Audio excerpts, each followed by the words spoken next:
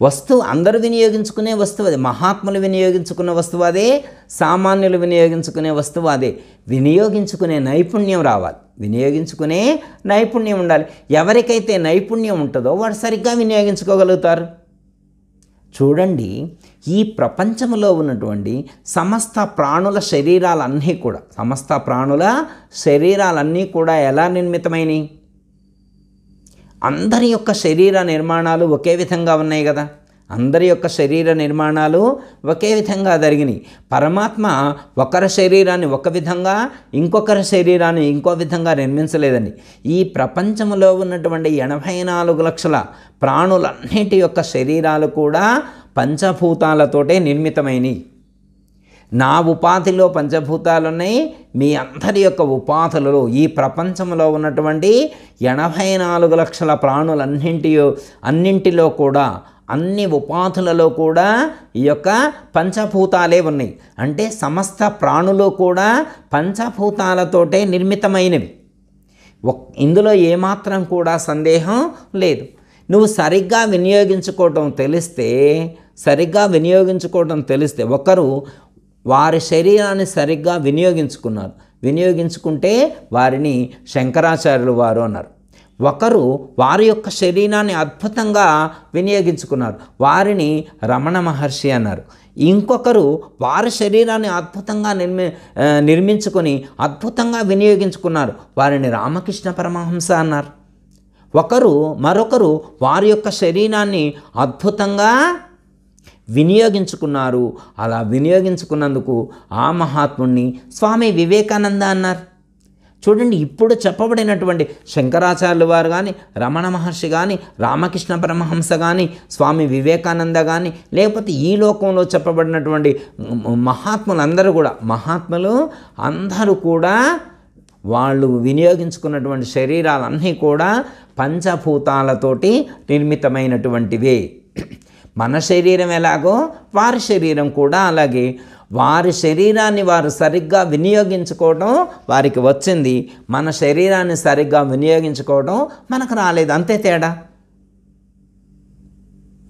పంచభూతాల్లో తేడా లేదు, వినియోగించుకునే నైపుణ్యంలోనే తేడా ఉంది. ఫర్ ఎగ్జాంపుల్, ఒకచోట 10 మంది పెయింట్ వేసేటువంటి వాళ్ళని తీసుకొచ్చి పోటీ పెట్టారు. అందరికీ కూడా 10 బోర్డులు ఇచ్చారు, ఒక్కొక్కళ్ళకి కూడా సేమ్ కలర్స్ ఇచ్చారు. అందరికీ కూడా 4 రకాల కలర్స్ ఇచ్చారు, ఒక్కొక్కళ్ళకి 4 కలర్స్ సేమ్ కలర్స్ ఇచ్చారు. మంచిగా ఒక పెయింట్ వేసి ఇమ్మన్నారు. అయితే అందరూ పెయింట్ వేశారు, 10 మంది కూడా పెయింట్ వేశారు. కానీ అందులో ఒక్కడు వేసినటువంటి పెయింటే అద్భుతంగా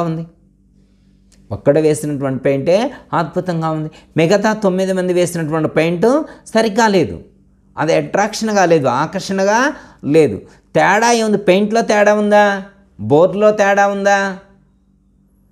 అందరు వినియోగించుకున్నది అదే బోర్డు, అందరూ వేసింది అదే పెయింట్లతోటి, కానీ ఒకరు వేస్తే అద్భుతంగా ఉంది, మిగతా వాళ్ళు వేస్తే అద్భుతంగా లేదు. అంటే వేయటంలో నైపుణ్యత రావాలి. అంటే పెయింట్ వేయటంలో నైపుణ్యత, అదే పెయింట్ కానీ వేయటంలో నైపుణ్యాన్ని సంపాదించుకోవాలి. ఒకచోట రచనల పోటీ పెట్టారు, వ్యాస రచన పోటీ పెట్టారు. అందరికీ పెన్నులు ఇచ్చారు, పేపర్లు ఇచ్చారు. అందరూ పేపర్లతో నింపుతూ ఉన్నారు, అందరూ పేజీలన్నీ నింపారు. కానీ అలా నింపినటువంటి పేజీలన్నీ కూడా ఒక్కళ్ళు నింపినటువంటి అక్షరాలను చూస్తే అద్భుతంగా అనిపించింది, మిగతా వాళ్ళు నింపినటువంటి అక్షరాలు అంత అద్భుతంగా అనిపించట్లేదు. మరి వాళ్ళు వినియోగించుకుంది అదే పెన్ను, అదే పేపరు, అదే ఇంకు, కానీ ఒక రాసింది అద్భుతంగా ఉంది, మరొక రాసింది అద్భుతంగా లేదు. ఏమిటి తేడా? పెన్నులో తేడా ఉందా?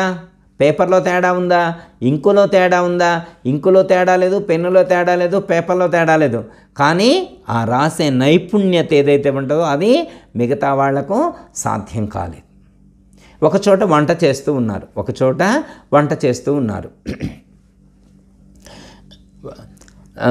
అవన్నీ తీసుకొచ్చారు, వండటానికి కావలసినటువంటి సామాగ్రి మొత్తం తీసుకొచ్చారు. ఏమని చెప్పారు?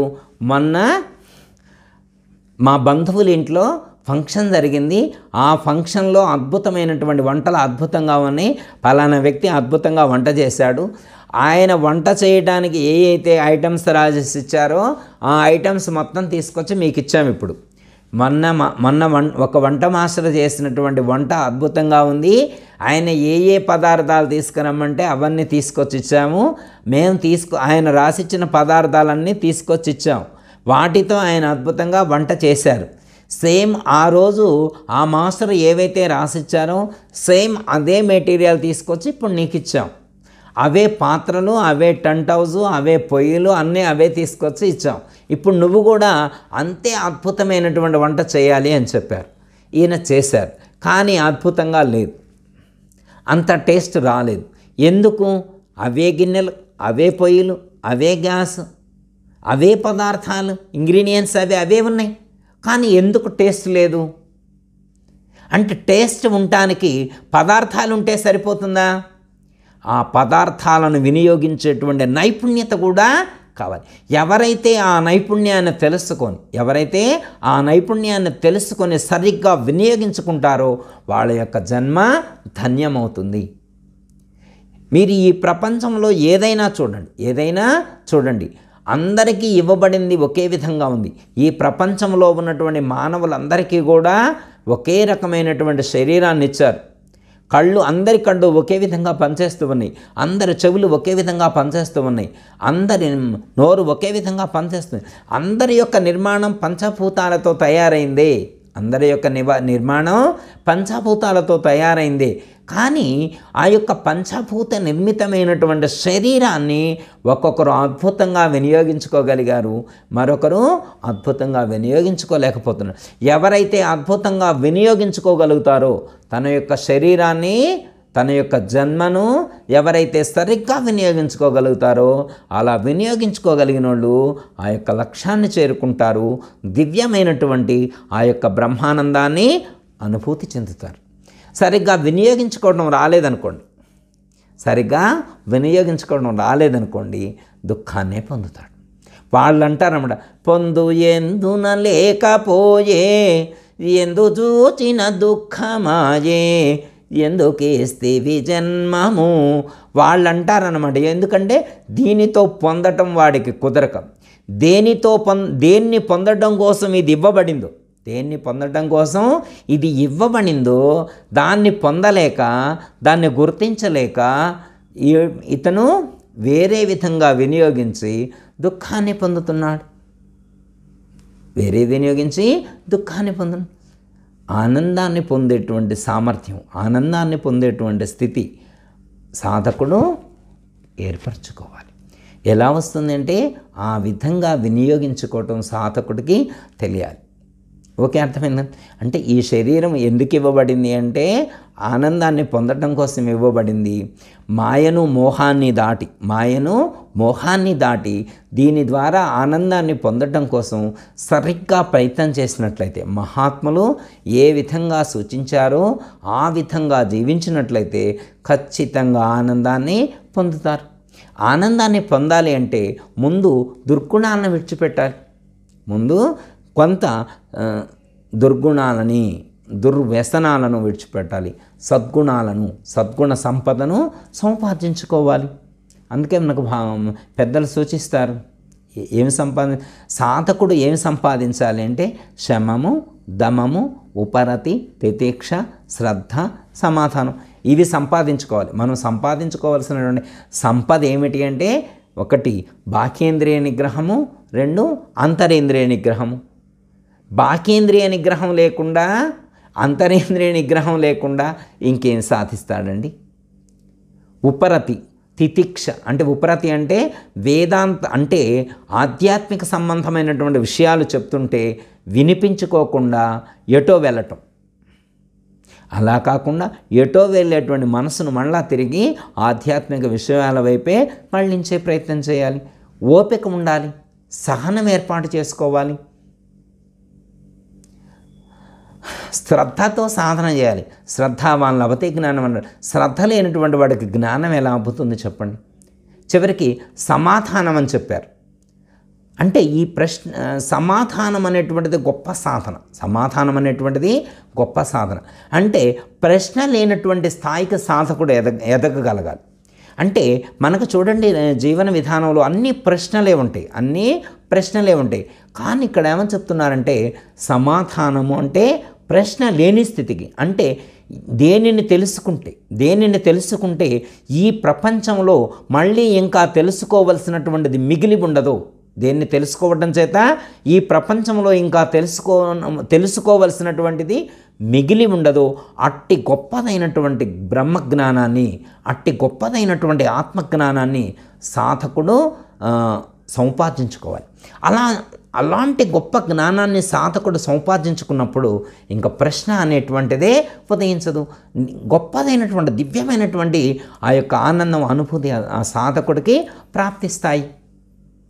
అందుకే చెప్తున్నాను, ఎందుకిస్తివి జన్మము జగదీశ్వర, నాకెందుకిస్తివి జన్మము, ఎందుకే చితివయ్య మాయ మోకితంబై ఉన్న జన్మము, పొందు ఎందున లేకపోయే ఎందు చూచిన దుఃఖమాయే, ఎందుకిస్తివి జన్మము జగదీశ్వర, నాకెందుకిస్తివి జన్మము. ఓకే, చాలా వరకు కూడా మనకు అర్థమైందని చెప్పి నేను భావిస్తూ ఉన్నాను. అంటే మనకు ఈ జన్మ అనేటువంటిది ఈశ్వరుడిచ్చారు. ఎందుకు ఈశ్వరుడిచ్చారు అంటే మన లక్ష్యము దైవాన్ని చేరటం కోసమే మనకి ఈ జన్మ ఇవ్వబడింది. ఎందుకంటే మమైవాంశో జీవలోకే జీవభూత సనాతన అంటూ భగవద్గీతలో పరమాత్మ చెప్పారు. మనమందరం కూడా పరమాత్మ యొక్క అంశలమై ఉన్నాము. మన యొక్క ఉపాధులన్నింటి యందు కూడా పరమాత్మ యొక్క అంశయే ఉన్నది. కాబట్టి మనమందరం కూడా ఈ యొక్క అంశ పరమాత్మ అటువైపు ఆకర్షితమవుతుంది. కాబట్టి అటువైపే చేరి ఆ యొక్క మనం పొందాల్సినటువంటి లక్ష్యం కూడా అదే అయి ఉన్నది. కాబట్టి ఆ యొక్క లక్ష్యాన్ని చేరుకున్నటువంటి వారు ఆ యొక్క దివ్యమైనటువంటి బ్రహ్మానందానుభూతిని పొందుతారు. అంటే పొందు ఎందున లేకపోయి అంటే దేన్ని పొందాలి అంటే ఈ యొక్క మానవుడి యొక్క లక్ష్యం, జన్మ యొక్క లక్ష్యం మోక్షాన్ని పొందటము. అంటే ఆ మోక్షాన్ని అంటే దైవాన్ని చేరటము అనేటువంటి అర్థంలో మనకు సూచించడం అనేటువంటిది జరిగింది. అలాంటి గొప్పదైనటువంటి ఆ లక్ష్యాన్ని మనం ఏర్పాటు చేసుకొని ఆ లక్ష్యం దిశగా అడుగులు వేసేటువంటి ప్రయత్నం చేసి ఈ యొక్క జన్మను సార్థకమనుకునేటువంటి ప్రయత్నం చేద్దాం. అందరికీ జై గురు.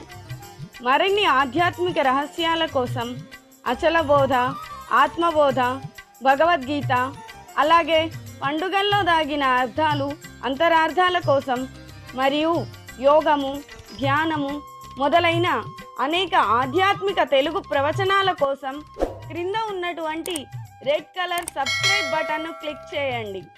అలాగే ప్రక్కనే ఉన్నటువంటి గంట సింబల్ను నొక్కండి. అలాగే ఈ వీడియో మీకు నచ్చినట్లయితే లైక్ చేయండి మరియు షేర్ చేయండి. జై గురు.